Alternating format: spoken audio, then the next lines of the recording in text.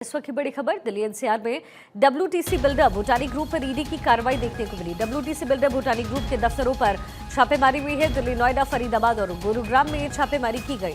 WTC group पर delivery नहीं देने का आरोप है। प्रोजेक्ट लॉन्च होने के बाद डिलीवरी नहीं देने का आरोप और भूटानी पर यह कार्रवाई ईडी की तरफ से की गई है। दिल्ली एनसीआर में डब्ल्यूटीसी बिल्डर भूटानी ग्रुप पर ईडी की छापेमारी। डब्ल्यूटीसी बिल्डर भूटानी ग्रुप के दफ्तरों पर छापेमारी हुई है। दिल्ली, नोएडा, फरीदाबाद और गुरुग्राम में छापेमारी की गई। डब्ल्यूटीसी ग्रुप पर डिलीवरी नहीं देने का आरोप। प्रोजेक्ट लॉन्च होने के बाद सही समय पर डिलीवरी नहीं देने का आरोप लगा है। हमारी सहयोगी शिल्पी इस समय हमारे साथ कनेक्टेड है। शिल्पी, ये एक लंबे समय से जो इन बिल्डर्स के साथ जिन्होंने इन्वेस्ट किया है, शिल्पी, वो लंबे समय से प्रोजेक्ट का इंतजार कर रहे थे और बार बार कार्रवाई करने के बावजूद कंपनी की तरफ से कोई बड़ा स्टेप नहीं लिया जा रहा था। ईडी की तरफ से क्या कार्रवाई की गई है, शिल्पी?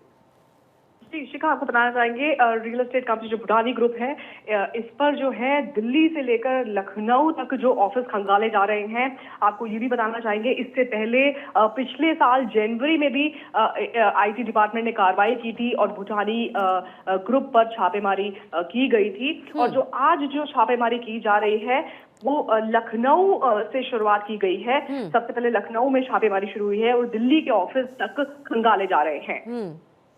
बिल्कुल शिल्पी, और जो सिस्टर कंपनीज इस भूटानी ग्रुप के साथ लगी हुई है, जो डब्ल्यूटीसी ग्रुप का हिस्सा है, क्या इस पर भी ये कार्रवाई हो रही है? जी शिखा, आपको ये भी बताना चाहेंगे, कुछ समय से पिछले 3 हफ्तों से एक और हलचल देखने को मिल रही है। डब्ल्यूटीसी और भूटानी ग्रुप में कुछ अनबन भी हुई है। कुछ चीजों को लेकर विवाद चल रहा है, प्रॉफिट शेयरिंग को लेकर भी। तो अगर हम स्पेशली बात करें, जो आज की रेड्स हैं वो भूटानी ग्रुप को फोकस करके की जा रही हैं और जो इनका अलग से विवाद चल रहा है वो लंबे समय से चलता ही आ रहा है। तो ये डिलीवरी में शिल्पी एक जो समय होता है, समय सीमा होती है और उसके बाद भी 6 महीने का लगभग पीरियड होता है, फिर वो कमर्शियल प्रोजेक्ट हो या फिर वो निजी प्रोजेक्ट हो। तो इसको लेकर कि क्या कोई सफाई पहले भूटानी ग्रुप की तरफ से पेश की गई? जी देखिए, लंबे समय से रेरा में भी जो है कई ऑलरेडी केसेस चल रहे हैं। जो बायर्स परेशान हैं, जिनको कमर्शियल शॉप्स हों या फिर जो रेजिडेंशियल जैसे स्टूडियो अपार्टमेंट्स हैं, भूटानी ग्रुप जो बनाते हैं, उसमें भी काफी देरी देखी जा रही है। और ऑलरेडी केसेस पहले भी रेरा में चल रहे हैं ग्रुप के खिलाफ। तो यानी कि मतलब काफी सारी जो डेल्मा की सिचुएशन जो है हर तरफ भूटानी ग्रुप को लेकर देखी जा सकती है। तो अब क्या भूटानी ग्रुप की तरफ से क्या प्रतिक्रिया दी जा रही है? क्योंकि जाहिर है इस पर कानूनी जो कार्रवाई है वो अगर ईडी की तरफ से हो रहा है तो प्रतिक्रिया भी प्रोजेक्ट जो लॉन्चर्स है उनकी तरफ से किया जाएगा। जी देखिए, प्रमोटर से बातचीत करने की कोशिश मैंने की लेकिन नहीं हो पा रही है, क्योंकि कार्रवाई अभी भी चल रही है दिल्ली में भी और नोएडा, गुरुग्राम और फरीदाबाद के भी। अच्छा शिल्पी, वो कौन से प्रोजेक्ट्स है अगर आप आइडेंटिफाई कर पाए या फिर आपको अगर जानकारी हो जिसको लेकर के ये कार्रवाई की गई है, या फिर ओवरऑल पूरे ग्रुप समेत जो है वो ये कार्रवाई ईडी कर रही है? देखिए, इस समय जो प्रोजेक्ट ज्यादातर चल रहे हैं, भूटानी के नोएडा में प्रोजेक्ट चल रहे हैं, लखनऊ में है, गोवा में भी प्रोजेक्ट चल रहे हैं। कुछ समय पहले गोवा में भी जो है कुछ प्रोजेक्ट को लेकर के क्लियरेंसेस को लेकर के भी दिक्कतें आई हैं। तो जो स्पेशली जो प्रोजेक्ट हम लोग बात करेंगे लखनऊ और नोएडा की, इनको लेकर के ईडी जो है पिछले साल जो कार्रवाई की गई थी वो जनवरी में वो नोएडा के कुछ प्रोजेक्ट्स को लेकर की गई थी और उसमें भी काफी बड़ा अमाउंट जो है वो सीज किया गया था। तो इसमें जो बायर्स हैं उनको क्या उम्मीद है और कितनी जल्दी ये पूरा मामला सुलझता हुआ नजर आ रहा है?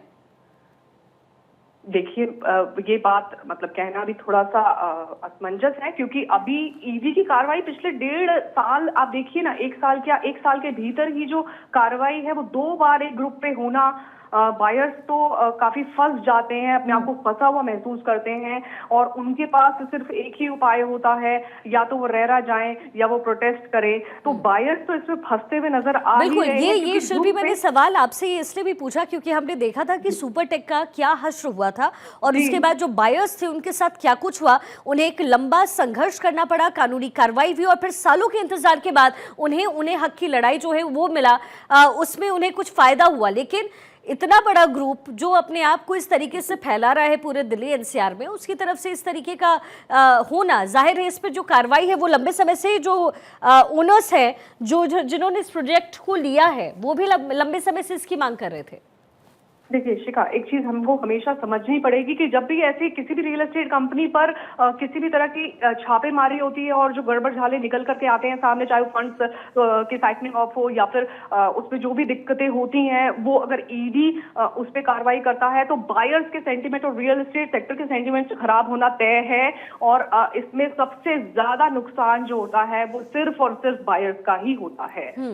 तो बायर्स के जो पैसे फंसे हुए हैं, ईडी क्या इसको लेकर के पूरी तरीके से जो पूंजीपाती है कंपनी की वो देखने और फिगर आउट करने की कोशिश कर रही है शिल्पी?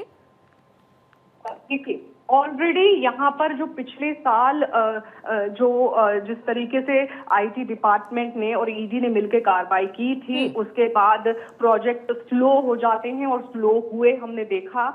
और उसके बावजूद भी जो है बायर्स कई एग्जिट ले रहे हैं और वो बाहर निकल रहे हैं प्रोजेक्ट में अपने फंड्स को। अगर वो निकालना भी चाहे तो उसमें मार्केट सेंटिमेंट खराब होने की वजह से सिर्फ और सिर्फ बायर्स को परेशानी देखने को मिलती है। और ऐसे में फिर ईडी के जब छापे पड़ते हैं या इस तरीके की कार्रवाई की जाती है तो रेरा के पास भी ज्यादा ऑप्शंस नहीं बचते हैं। मैं यही पूछने वाली थी शिल्पी कि रेरा का कितना इंटरफेरेंस होता है इसमें?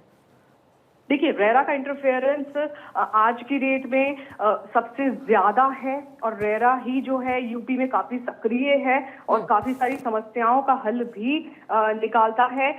लेकिन जब इस तरह की चीजें जब देखी जाती है कि फंड्स को लेकर के जो हेरा फेरी जो कंपनी के विद इन द कंपनी होती है, उसमें भी जो अगर ये दिक्कतें देखने को मिले तो रेरा में भी जो लंबे चलते हैं फिर केसेस। ठीक है शिल्पी, बहुत बहुत शुक्रिया इस तमाम इन्फॉर्मेशन के लिए।